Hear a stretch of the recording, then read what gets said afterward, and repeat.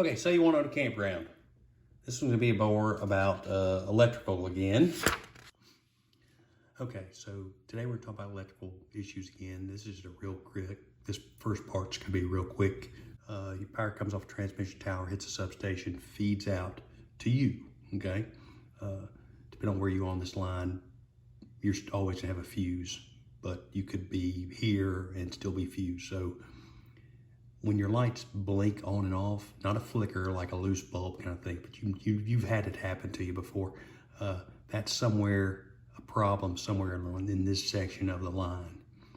These reclosures and substations are designed to, if it sees a problem, to cut off long enough for the dead squirrel or the limb to fall off, then cut back on to see if everything's good. If it doesn't see a problem, then it stays on. If it flickers multiple times, it's trying to clear that thing off multiple times. And at some point, it's gonna say, okay, I give up, it's not getting better. So it cuts off. So that happens along this area, in this area. Past there, you have fuses. And the fuses, one time, it sees a problem, boom, it blows and it's over. Now, a little pet peeve as an old lineman, that is not a transformer blowing up. That's a fuse. When you're that big boom, that's a fuse blowing. Could it be a transformer gone bad? Yes, it could, but not normally. Normally it's some kind of squirrel or tree on the line or a cut wire, or broken poles or some kind of bad equipment sometimes, but lightning, ice, those things. So when you have that, call your power company. So from the transformer, it goes secondary. This is primary up here. If there's a fuse, normally it's fused, it goes to transformer, it feeds your campground, okay? So either you have a home runs, or I didn't write down here, this is a radial setup. I have both. My campground has both of these options, okay? So the yellow part means that's the power company's responsibility. So while I'm talking about that, say you have a tree right here and it's in the way and you don't really like it, but it's close enough to these power, not secondary lines, but primary, the power company will a lot of times take that tree down for you for free, okay? So if it's close enough to the lines and you don't like it, call them out there. Worst they can do is say no, but a lot of times they'll take it down. Now they won't do all the cleanup and everything. They'll leave a lot of the wood and they'll chop up the branches normally, or at least around here. I don't know how they do it at your specific location, but a lot of times they'll take the tree down because that saves them from having to worry about it at 2 o'clock in the morning one day. So they'll do that a lot of times for free, but you'll have to clean up. So there's a little money saver for you. Move this over so I can see what I'm doing down here. Okay, I have that down there. So if you, depending on your skill level, when you're having a power issue, sometimes it's best just to call the power company, have them come check, because they will check everything to here, okay? And if the problem's back here somewhere, then it doesn't cost you anything. If there's a loose connection on this transformer, or the meter's burning up or whatever, this wire here's bad, they will replace that for you, and it doesn't cost you a dime. You call an electrician out there and he comes and checks here and says, hey, the problem's on the power company, here's my bill, call the power company. So a lot of times the power company will fix, or at least let you know, hey, the problem's not ours, and save you some money. So there's that. Okay, so home runs. So for the meter, it goes to a breaker panel. And in this breaker panel, you have site 1, 2, and 3. You would have 3 breakers, okay? And each breaker feeds a different site, okay? So if you had to work on site 2, you could cut the breaker off for site 2 and work on site 2 and not affect these other ones, okay? Now, normally it's a smaller gauge of wire because it's not feeding but one site. You can work these independently, which is nice, okay? But it does take normally more wire and more conduit to run home runs. Now, you can run all the wire in one conduit and then only run these 2 sites into another conduit in like a box here and feed and keep doing that. So you can do it different ways, but that's not normally how it's done. And normally they're not anyway, there's options. I'm not gonna go too deep into that. but there's options there. So that's a home run. A daisy chain or a radial sort of is like this, where same meter feeds breakers, but here it's only one breaker. One breaker, which is larger, is feeding 4, 5, and 6, sites 4, 5, and 6. So it feeds a large cable from here to here. It feeds in and back out and goes to 5. Feeds site 5, goes back out and feeds site 6. Now, you can't work on site 5 independently. You know, if you can work it hot, that's one thing. But if you can't, you're gonna have to trip the breaker. You're gonna have site 4, 5, and 6 off until you fix site 5. So that's the downside of this kind of system. Now, it's normally a larger gauge wire because you're feeding 3 sites versus 1. Okay, but you are using less wire because you're just using this one run all the way to here instead of 1 run, 2 run, 3 runs, and less conduit because there's one piece of conduit go to each one. Okay, now depending on how you do it, it either both work and there's not a problem. Just be aware that's 2 different kinds. Now, one thing I'll say about these, my opinion, I'm a lineman, I'm not an electrician. I suggest if you're doing these that you have 2 hot wires feeding from here down this line.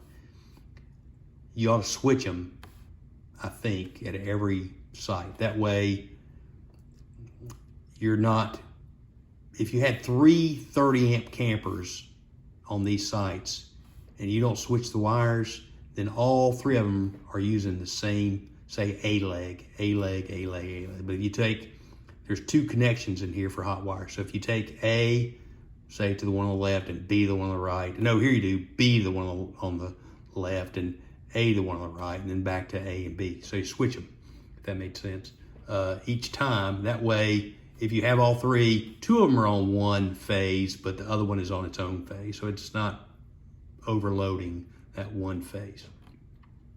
All right, pedestals at these sites. My suggestion is if you're buying them new or if you're changing them out, get metered RV pedestals, panels, whatever you want to call them. And 50, 30, 20. Make it where you can get 50, 30, 20s. Why? Okay. Almost every campground that I'm aware of has some monthlies, okay? We do it, or seasonal or whatever. You want to charge these people for their electricity. Charge them for their electricity. Because if you camp right now and you walk around in the summer and look, you'll hear air conditioners running and the doors wide open. Most monthly people don't do that because they're paying for that electricity. So if you're doing a monthly site, you want them to be paying their own electric. You can't make money, at least in South Carolina. I don't know if you can do it anywhere, but you can't make money on electricity, but I can recoup what they use. So each site is metered. You don't have to read them if you're doing them camping by the weekend, but if you're gonna put somebody in there monthly, you can read them and get your money back. So that's my suggestion. Okay, so let's go to the next page. I think I got everything covered there. All right. So this is a little bit of information, and also, what was it, guys?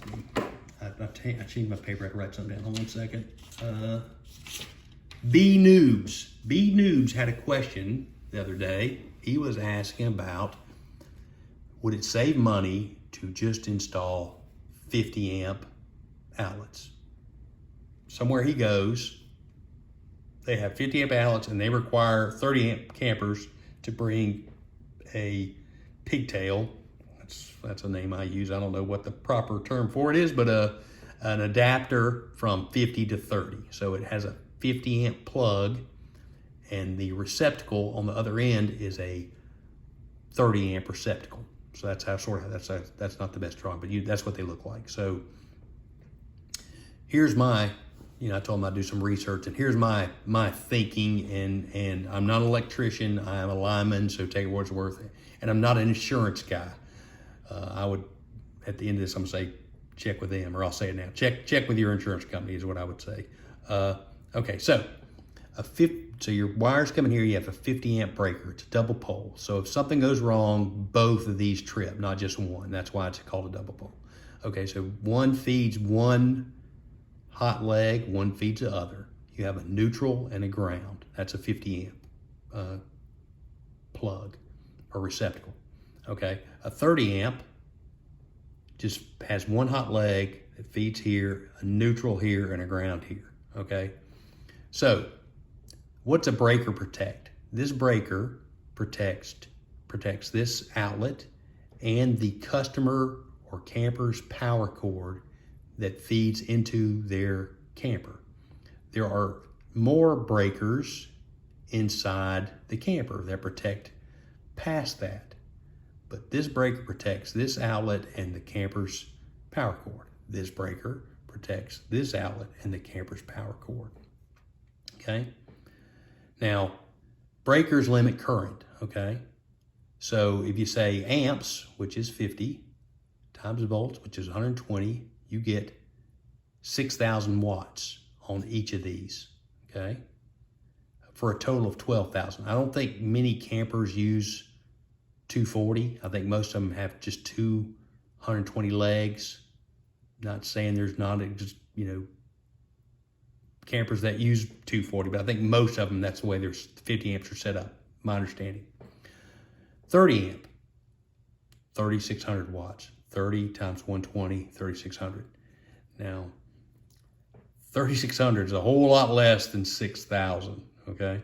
Now, your camper, 30 amp camper, will only allow you to pull basically 3,600 watts because it has breakers inside. That's all it can pull. So you can't get 6,000 just because you plug a pigtail into 50 and have a 30 amp going on. You won't get more power. You're not going to get any more. So it's not doing you any good there, okay?